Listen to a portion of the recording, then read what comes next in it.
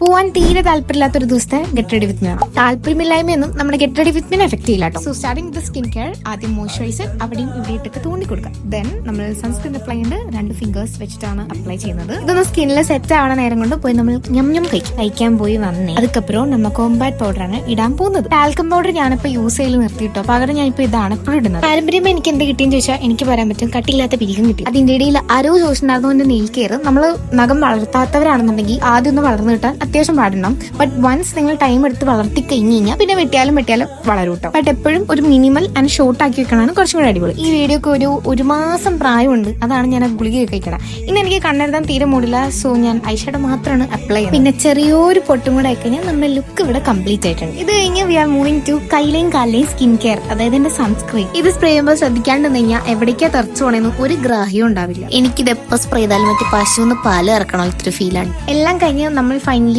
Completely യൂണിഫോമിലേക്ക് മാറിയിരിക്കും. ഞാനൊരു simple എന്ന ഇടയ്ക്ക് എനിക്ക് പോലും കിട്ടാൻ കിട്ടാത്ത ഒരു ഹെയർ സ്റ്റൈൽ കാണിച്ചു തരാം. All you have to do is ഒരു ലോ പോണി കിട്ടാം. ഞാനിവിടെ ബുഷില്ലാണ്ട് പോണി കെട്ടിയിട്ട് കിടന്ന് ട്വിസ്റ്റ് ചെയ്യുന്നത്, അത് കാരണമാണ് എനിക്ക് മര്യാദക്ക് കിട്ടാൻ. ഞാൻ അവിടെ നിന്ന് ഇവിടെ നിന്നൊക്കെ മുടി ഇളകി പോരാണ്ട് ഹെയർ സ്റ്റൈൽ കിട്ടണമെന്നുണ്ടെങ്കിൽ അവിടെ ഒരു ബുഷ് ഇട്ട ശേഷം ഇതേപോലെ ട്വിസ്റ്റ് ചെയ്ത് ബാക്കി ഒരു ക്രാബ് വെച്ച് സെക്യൂർ ചെയ്ത് വെക്കാം. അതെല്ലാം പറഞ്ഞു വന്നപ്പോഴേക്കും 8:08 ഇനി എനിക്ക് 8:50 സ്കൂളിൽ എത്തണം. അതിന് മുമ്പ് നമ്മൾ ലിപ്സ്റ്റിക് ഇടുക. നിങ്ങൾക്ക് ഒരു സാധനം കാണിച്ചു തരാം. ഞാൻ 300 രൂപയ്ക്ക് സ്റ്റുഡിയോ ഒന്ന് മേടിച്ച ഈ ഒരു ചെരുപ്പാണ്. ഇതിന്റെ സൗണ്ട് ഞാൻ കേൾപ്പിച്ചേരാട്ടോ. നടക്കുമ്പോൾ ഒരു പാദസത്തിന്റെ ഒരു എഫക്റ്റും കൂടെ വേണമെന്നുണ്ടെങ്കിൽ എന്നെ കേൾക്കാൻ പറ്റി സൂപ്പറാണ്. അപ്പൊ ശരി, അടുത്ത വീഡിയോ കാണാം. ക്യാമറ ഫ്രണ്ട് എടുക്കണം.